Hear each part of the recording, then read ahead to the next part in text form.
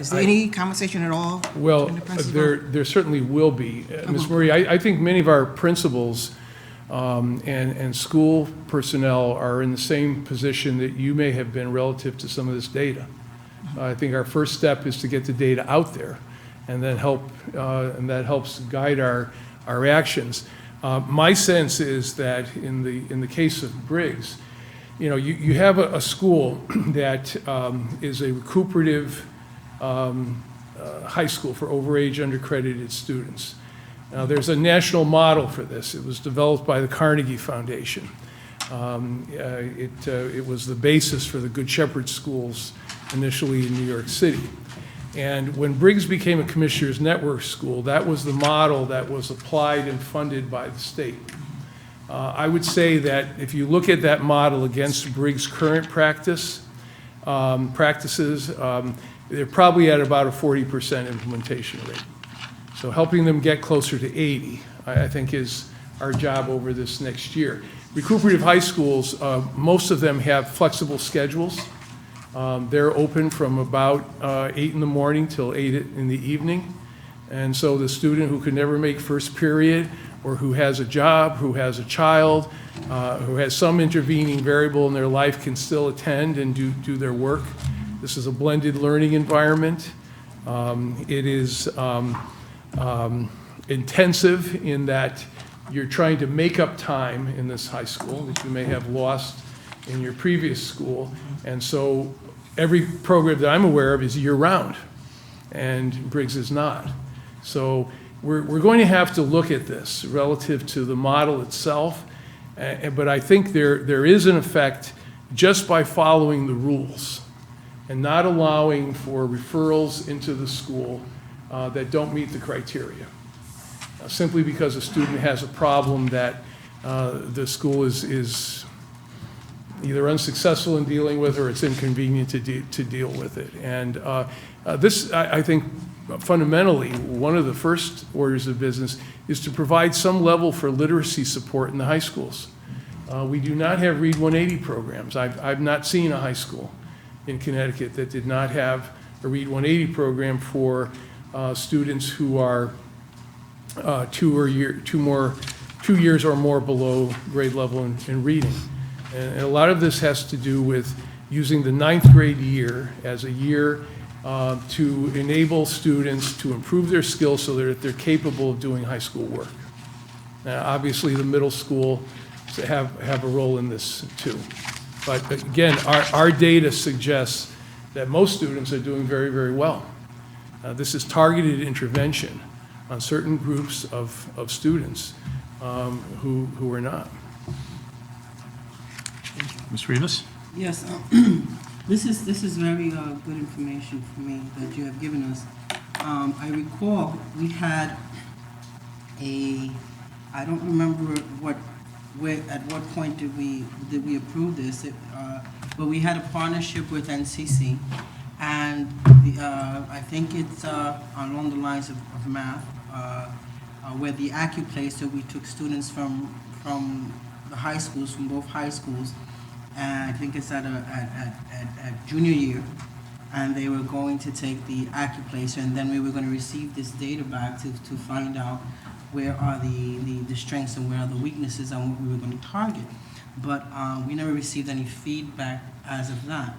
And I was just a little bit curious as to how when you have children that graduate from Norwalk High and both from Brian McMahon, when they have enrolled and for classes they take the AccuPlacer at NCC, but maybe for three terms, 4 terms, they're not able to take college courses because their English, they cannot do college level English or college level math, and then that prevents them from enrolling in college, any type of college level courses. So then for years, you have these students in a community college where they're still not able, and monies are spent, and they're still not able to move on. And a lot of these children, they lose hope and give up and don't continue to a 4-year college. And some children who do not qualify to have the financial aid where the parents have to pay for their child's education. Well, by the time that the child does this catch-up in college, the parents' resources are extinguished. So I was just wondering where it says, where you stated that we were going to raise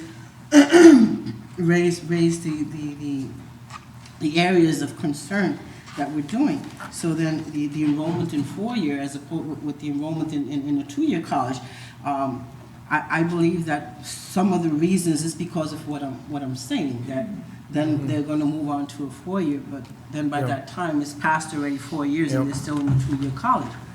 So I can answer part of your question, but not all of it. I did meet with President Levinson the other day. We reviewed all of the partnerships that the district has with NCC. I think the program you're referring to is the early college, what they're referring to is the early college program that allows students to enroll at NCC. But you're right, you have to be ready to do that work and able to do that work. So that program is viable and ongoing. He felt it was successful, or at least had a successful start. I don't have data on it. We can get that, and we will have data on that. The whole issue of early college experiences is backed by a very significant national research base that suggests that if you can expose a high school student to college work while they're in high school, and they can make a seamless transition into college because they know it, they're familiar with it, they're not intimidated by it anymore, that college admissions and persistence to graduation will increase. And that's the whole purpose of it. Now, the role of the school district in that is to get students ready to do that work in their junior or senior years. And as I said, we have quite a bit of this happening, and that's why the AP results are somewhat understated, because they don't include classes like these dual credit classes at NCC. But nonetheless, your point is not diminished. It is a fact that probably those same students that are reflected in our graduation rate, in our areas of SAT that should be higher and so on, are the same students that are not prepared to do that work. Thank you. Okay, good. Okay, the last part of my report is very brief. I just wanted to talk a little bit about the opening of school. So, I think the good news is that we are ready to open school. That's good. And for the most part, things are in good order with staff hired and programs ready and buildings being ready to welcome our children to another successful school year. I did want to comment, however, on the fact and make you aware of the fact that particularly at the elementary level, we have a very full house this year. So our district has not had enrollment projections to guide its staffing in the last several years. We are receiving those from the consultants that are working on your facilities master plan. I've seen a draft of those. They are not final, but I've seen a draft of them. And they suggest exactly what we're experiencing this year, that there will be a slight increase in enrollment each year for the next several years. And that will create pressure, particularly at the elementary level, on our school capacity. There are many options here in terms of how one could configure our facilities. But I think at the end of the day, it may be true that we are probably one school short of what we will need to meet the needs of the children of Norwalk in the future. This year, compounding that is the fact that the Allen Road facility was not opened as planned and anticipated for our preschoolers. So we have the 8 inclusive preschools that are going to operate out of 8 different elementary schools. Now, in order to meet our class size guidelines, and, you know, those are 22 at the primary grades, K-3, and 24 in grades 4 and 5. We have had to add 2 teaching positions that were not budgeted for, and I've authorized that. We also have a special ed position that has to be added at Nathan Hale, where we have an incoming 6th grade group of children who have 48 special ed students with 1 teacher. So we've had to add another teacher there. So we are currently 3 positions over budget that will have to be reconciled in the next year. And Ms. Murray, I know your committee will, you know, be working on this. And once we have a CFO, we'll have to develop a mitigation plan that will take us through the year. But we're over the 3 positions at this point.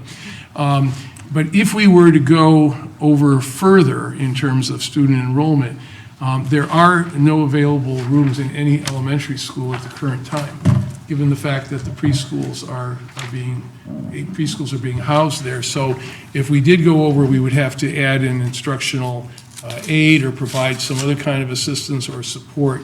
It's not a question of being able to add another class because there is no available classroom space. So again, we're in good shape. We are meeting all of the guidelines and you know, class size requirements, both for special ed and regular education. But we have a full house. That is a good problem to have. But it will you know, create a challenge for us in addressing it appropriately. And I think this facilities planning issue will be a major discussion point for the board through the year once you receive the recommendations and options from the facilities planning team. Just a quick question. Last year about this time, we had an influx of a bunch of undocumented students. It was about 43 last year, I think. Yeah. Are we Last 2 weeks of August. Are we anticipating anything like that again this year? I think you're referring to the placement, the family placements that were made. No, I don't believe so. At least we have no information on that. All right. Okay, thank you very much. Thank you, Dr. Adamowski. All right, next item of business under actions. First item is approval of personnel. There's a list in the packet. Is there a motion to approve the appointment of personnel and other personnel matters? Ms. Rivas moves. Is there a second? Ms. Keys seconds. These are all appointments of new teachers for the most part, and then some resignations, some for the end of the year. Is there any discussion on the motion? Hearing none, we'll proceed to a vote. All in favor, please indicate. It is unanimous. Those are all approved. Thank you. All right, second item is appointment of Chief Academic Officer. Mike, Yes. I just want to say, I want to thank Jean. Oh, I'm sorry. Go ahead. Jean Evans Valley, because I see that she's leaving or she went to another position. And I just wanted to just personally thank her because she was quite helpful in that area while she was here. Okay. Duly noted. All right, the chair, okay. On that Farrell. level, I'd like to thank Dr. Hayes, or Mr. Hayes, at Brookside. He was just wonderful. His focus was just where it should have been, on the children, not the politics. I mean, he really did a great job with that school, so he will be dearly missed, by me anyway. He will be with us this year. I know, Yeah. but next year. Yes, you're right. I know, it's next 2000. Right, and, next year. you know, I think it's a sign of his professionalism that he would announce this a year and a half, a year ahead of time, so that we have time to work on a succession plan there. That's just him. He's awesome. Anything else? We're good? We're good. All right. At this time, the chair would entertain a motion to authorize the superintendent to enter into a contract with Dr. Michael Connor as Chief Academic Officer for the Norwalk Public Schools. Is there such a motion? Ms. Rivas moves. Is there a second? Ms. Keys seconds. Is there discussion on the motion? I will certainly like to say that we interviewed Dr. Michael Connor. I'm fascinated by the number of Michaels who are around these days. He's a very impressive candidate for this position. Dr. Adamowski has worked with Dr. Connor in the past, and when the board interviewed him last week, I think we were extremely impressed, and also with the great breadth of his experience, that he's not only been a teacher, but a lot of times what you see someone who's going into sort of a curricular position like this is that they go on a curricular track, whereas Dr. Connor, while he did serve as a curriculum specialist, also served as principal of a school before then moving up to a higher administrative level. And obviously, as chief academic officer, he's going to be responsible for pretty much the entire curriculum and instruction aspect of our school system, and he's going to have to work on a continuous basis with our principals. So I think the fact that he has served as a principal should help significantly with his ability to manage that process. So I'm very happy that he's, and he is here tonight, that he's prepared to join us. Any other comments, Ms. Murray? Yes, during the interview process, I felt that Mr. Connor has the ability to ask the hard questions and do the heavy lifting that may be confronted coming into Norwalk. And that's certainly something that I looked for, I believe the board, in terms of looking at transitioning to this position. So just wanted to Thank you. Ms. impress you. Mosby? And I just want to just piggyback on that and your comment, and I believe that it's going to be very refreshing. He's going to bring some interesting and great ideas, and I see this as a start of us at least touching on closing that achievement gap that we all keep saying that we want to close. And I look forward to working with you. So, welcome. Okay. Any other comments, questions? All right, hearing none, we'll proceed to a vote. All in favor of appointing Dr. Connor to the position, please indicate. And it is unanimous. Welcome aboard.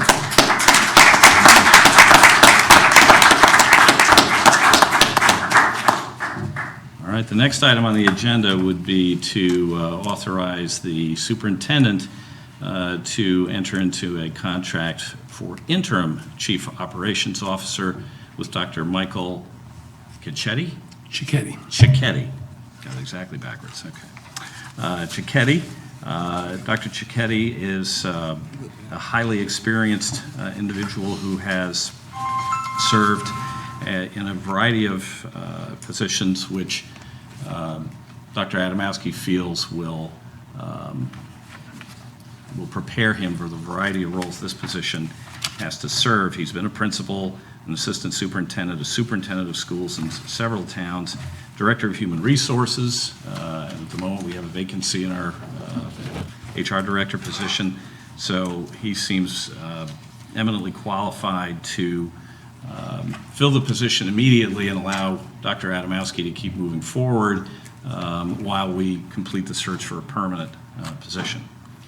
Ms. Murray? I'm making the motion. Ms. Murray moves to approve the appointment. Mr. Kasimis seconds. Is there any other discussion? Ms. Mosby? Yeah, I just want to say that this was it is a smart choice by Dr. Adamowski, and I applaud you for thinking the long term by bringing this person in, giving you the opportunity to really look into these open positions and putting someone in there that's going to, that's qualified people that are going to go to long term and really help move to the next level. And I think this is a very smart move, and I applaud you for that, and I want to say thank you. Any other comments? Questions? All right. All in favor of appointing Mr. Cicchetti, please indicate. And that is also unanimous. Thank you. All right, next item is approval of contract with Capital Region Education Council for update of special education audit. Before we make a motion, I was going to suggest, you had your hand up first, so you get to make the motion. I was going to suggest, based on some comments that went back and forth with some of the special ed parents today, and I talked to Dr. Adamowski about it, that the Chair would like to entertain a motion to approve the contract, but with a proviso that it include focused interview sessions with parents, guardians, and families of Special Ed 504 students, since that is not included in the contract, but I saw a post that indicated that CREC is willing to do that. So can you make that motion Yes. with that inclusion? Yep. All right, moved by Mr. Kasimis. Is there a second? Ms. Rivas seconds. Any discussion on the contract? Okay, I think I'll just say that, Dr. Adamowski explained this. Yeah. I'm very pleased that in a very short period of time, Dr. Adamowski has really made some significant progress in sort of grabbing the bull by the horns here in special ed. He's appointed an interim director. He's going to shortly have a search underway, a national search for a permanent director. He's been in touch with the state about auditing some of the results, with CREC to update its report, with CERC to help bring in a person, and now I'm pleased to see also to provide some assistance with the new special ed director when we bring the person in to make sure that they can hit the ground running. I also like his proposal to raise this to a cabinet level position. I also like Mr. Kasimis's proposal to have 3 chiefs instead of a deputy and 2 chiefs, and nobody knows what that means, so I think that's probably a good thing to do. But I'm very pleased to see how rapidly you've taken action in this area to try to get it under control and to improve these services. Anything else? Very briefly, just because of the fact of the impact on our finances special ed has. So this is especially a focus, finance chair that's taking my attention. Yeah, I agree with you 100%, Ms. Murray. We seem to have our entire budget under complete control except this. And I really think that this will give us the groundwork for finally getting that process under control as well. All right, any other discussion? Hearing none, we'll proceed to a vote. All in favor of the motion, please indicate. And also unanimous. All right, next item is approval of capital purchases for 2015 to 2016 school year. This is item 5.5 in the packet. Ms. Rivas moves to approve. Is there a second? Ms. Keys seconds. Is there any discussion on the motion? Okay, just for purposes of, so the public knows what we're doing here, when we're doing capital purchases, we approve a capital budget every year, but the capital budget is actually managed by the Common Council. So when we go through the precise purchases that we're going to make, we have to approve these, and they go over to the council, they give them their approval, and then they get done. What we're doing here is we're purchasing 300 additional Chromebooks and carts to move them around the schools, 40 Mac Mini units, 2 MacBook Pros, 2 MacBook Airs, 10 laptops for the advanced computer networking, and the biggest expenditure, about $227,000, is for an upgrade of our network infrastructure throughout the school system. These funds will allow us to replace aging switches in the middle and high schools, which is needed to keep up with current and future network demands. As you know, in the last year, we got Wi-Fi up and running in the schools, but in some of the schools, it's been spotty and slow because the infrastructure is simply too old. This is going to alleviate that problem. All right, any other discussion? Just a quick question. Sims? Can we possibly get a report on how many, what our inventory is currently? Ralph, you want What's to? out there?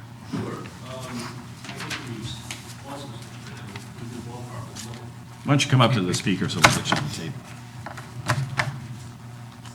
I couldn't give you specifics off the top of my head of exactly what we have out there, but in the way of Chromebooks, with these, we'll be at over 5,000. With these? With these, yeah, so we're a little under 5,000 right now.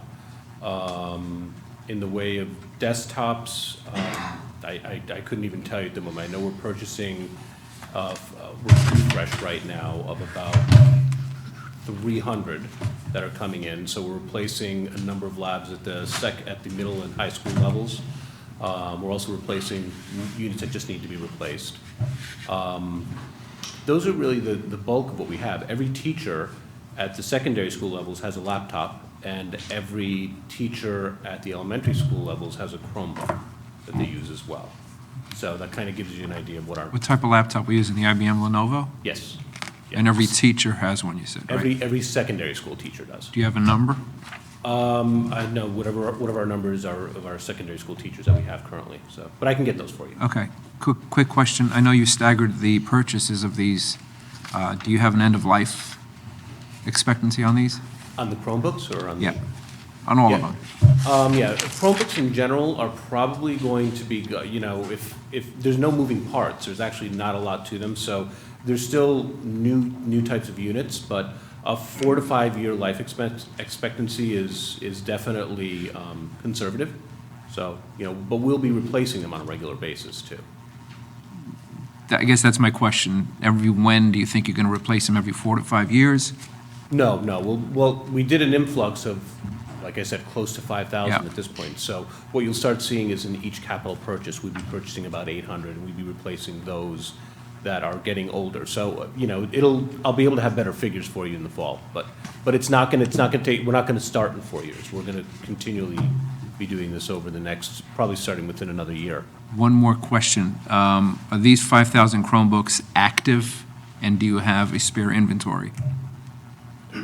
Yes, they are active. We have a very minor amount of spare inventory, but we've become a self-service provider with Acer. So we can actually get parts at a very, very discounted rate and service them ourselves if we have any issues that we run into with screens and so forth. Okay. Mike, can I ask a question? Yes, please. This is not related to this, but just since you're here, in terms of Power School, I've heard some parents, especially in middle school, complaining about access to Power School. Has that platform have there been issues with it at all? No, in the last, really recently? Like in the last week, parents are trying to figure out the kids' schedules and go into Power School to see it, Yeah. and they can't get in. Yeah, it'll be turned on soon as everything's formatted. I mean, this is normal for many school systems. What they'll do during the summer is actually shut down the access, because as you do the rollover and making sure that things are in place. So there's nothing wrong with the system. It's just, it'll be typical maintenance that will go down a couple of weeks during the summer. It should be up by, I'll get you an exact date, yeah. But it'll be up before the beginning of school, put it that way, yeah. I hope so. Yeah, but internally, it's all working. It's just a parent access that we Okay. have off right now, so. Okay. Anything else? Ms. Murray? Only because I just stirred in my mind on the numbers and what we have in our district.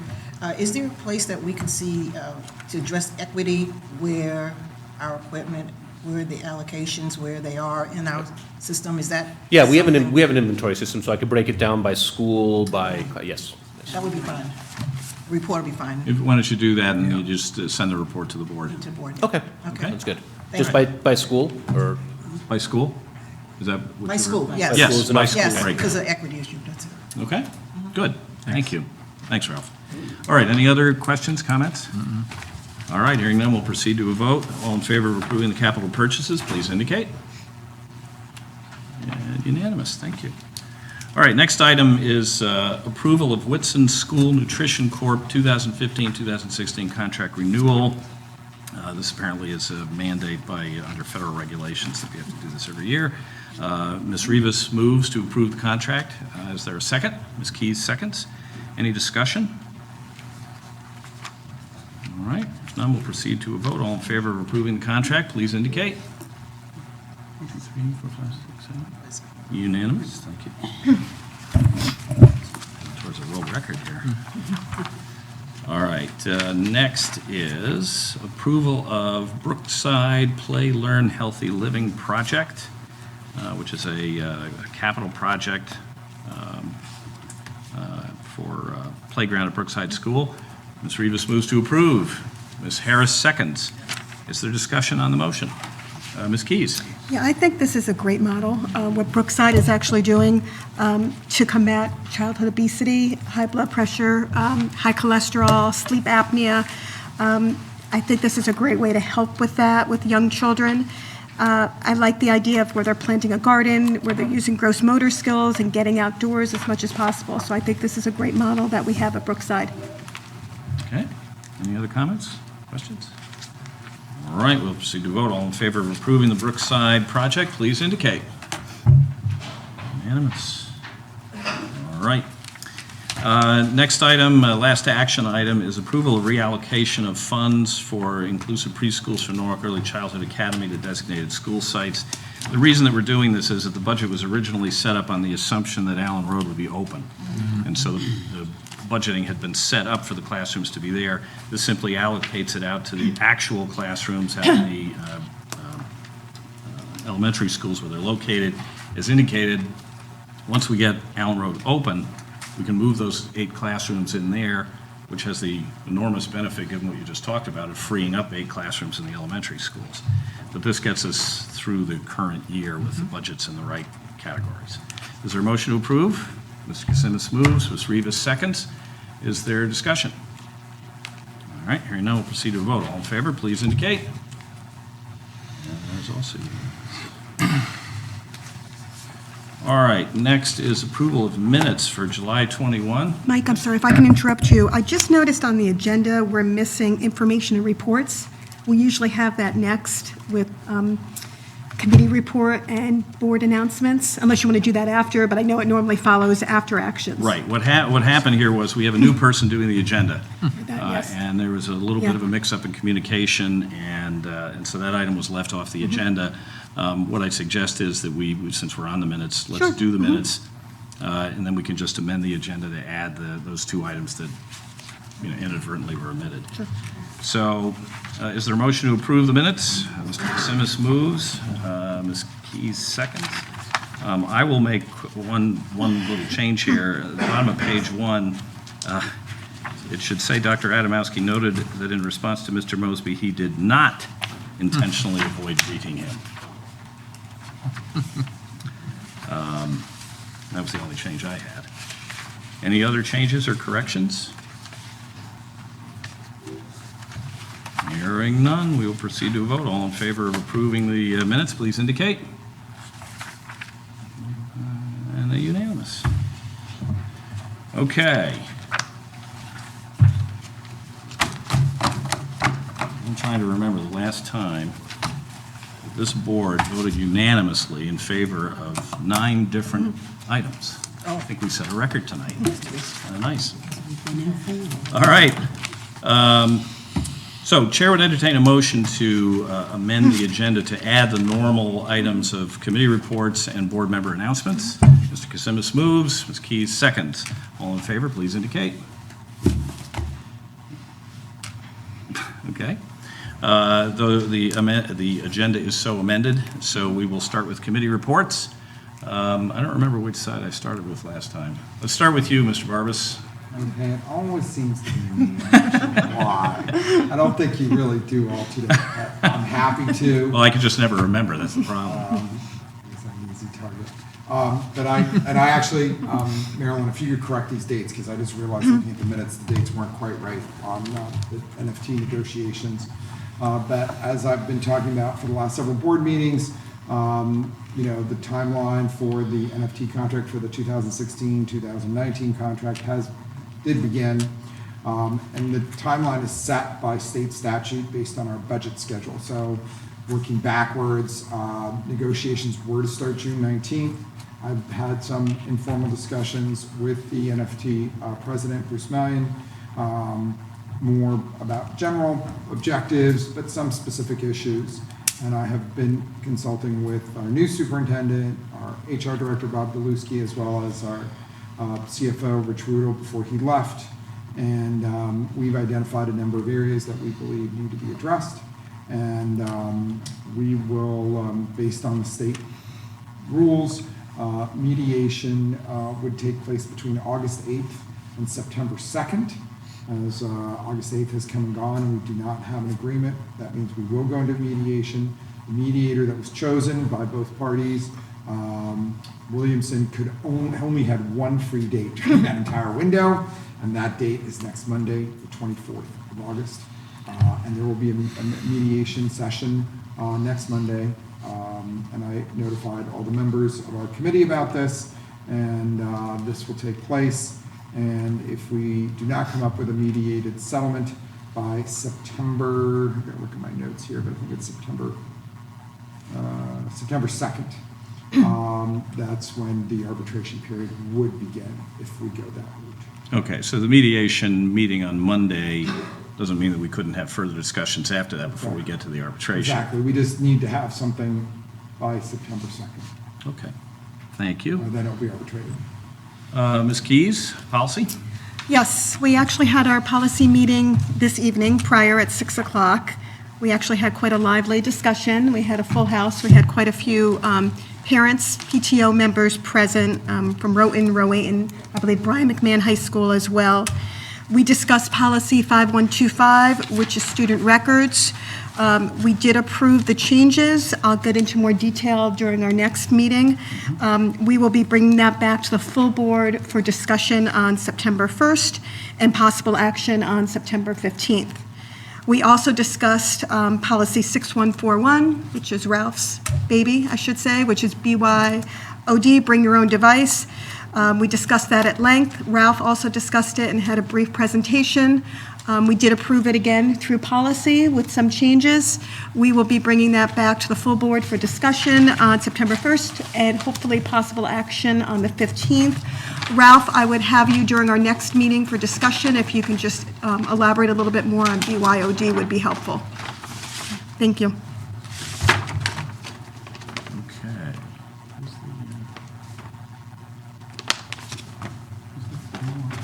Stuff here. We're supposed to drop off folders. I haven't seen that, no. I have one on my desk. Norwalk Acts? Yeah. Yeah, I do too. Am I the only one who doesn't? Does everybody have a folder? I don't. With, Yeah. here, You can share. I'll give- Oh, okay, I Right. got it, all right. It's the same packet that we got at the meeting. Okay. All right, my report on the, I didn't want to make sure everybody, on the curriculum committee, we met with Norwalk Acts, and we discussed a survey that they would like to do of 7th through 12th grade students. This would be an attitudes and behaviors survey.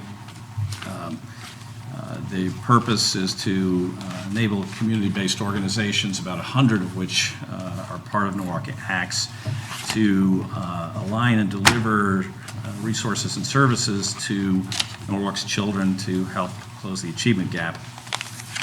This survey, which is under consideration now, and all the board members now have the background information that was presented to Ms. Mosby and I at the other meeting. It will be completely anonymous, assuming that the board approves it going forward. It will be reported in aggregate at district and grade level. It was put together by a well-known organization called the Search Institute. If approved by the board next month, the idea would be to give the survey in September or October. About 4 million kids have taken this test so far in the United States. There will be opt-out rights provided, so any parents who desire to not have their children participate in the survey will have the right to opt out. We talked about a number of ways of communicating about this survey to the parents, letter home, email, etc. One good idea that a teacher at the meeting, sitting right there in the audience, suggested was that at the open houses that we have at the beginning of school, it would be a good opportunity for the principals to introduce parents to the survey and to their options to opt out of it. So what I'd like to do is, if all the other board members, you've got that packet, please look through the packet. And the summary materials gives you an idea of the kinds of questions that would be asked. We'd like to hear from you on the curriculum committee if you have any concerns about it, maybe suggestions of some questions you'd rather not have asked. The way it works is that we don't get to rewrite the questions, but we can delete certain questions if we find that they're not acceptable to the board. So if you find anything that you think is problematic, let us know about it, and then we'll take it up at the curriculum committee and then bring it back to the board in September. Ms. Mosby, you had a... That was where I was going, Okay. just to let them know that although the questions are, at a certain number, we can look at them, and if there's 3 or 4 that we feel is really inappropriate, we can opt to have them removed. Correct. All right, so we will, you've got the background information now with the folders that I was in a panic about a moment ago. And just take a look at that, and again, let us know of any concerns that you may have. Mr. Kasimis, any reports? Nope, just waiting for the facility study. Okay. Yes, Mr. Kasimis and his committee are going to be very busy very shortly when the facilities study comes in.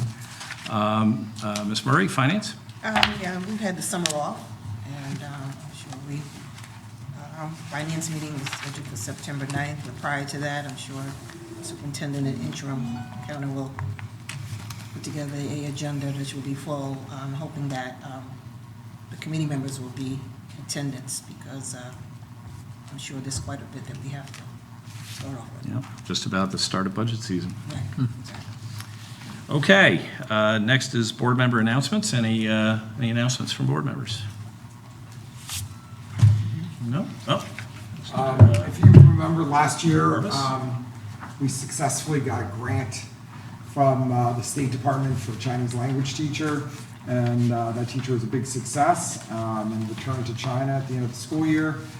Thanks to Tally Negroni, we wrote a grant again, and we successfully got another teacher who arrived last Thursday, and I am his community liaison, and he's gotten off to a great start. And we've had a lot of support from various members of central office, including Ralph, to get him a computer and an email and get him going. And this guy's got so much energy, it's like crazy. And he's, I think, really going to be terrific, and it's going to be it's going to be a really good year for his students. He's got a record number of students that are going to be taking his class, and anyway, I think it's going to be a good year. good news. Anything else? All right, hearing none. We will proceed to the next item. The chair would entertain a motion to go into executive session for discussion regarding personnel evaluations. Mr. Kasimis moves, Ms. Ms. Rivas seconds. All in favor, please indicate. All right, we'll go into executive session, take a 5-minute recess.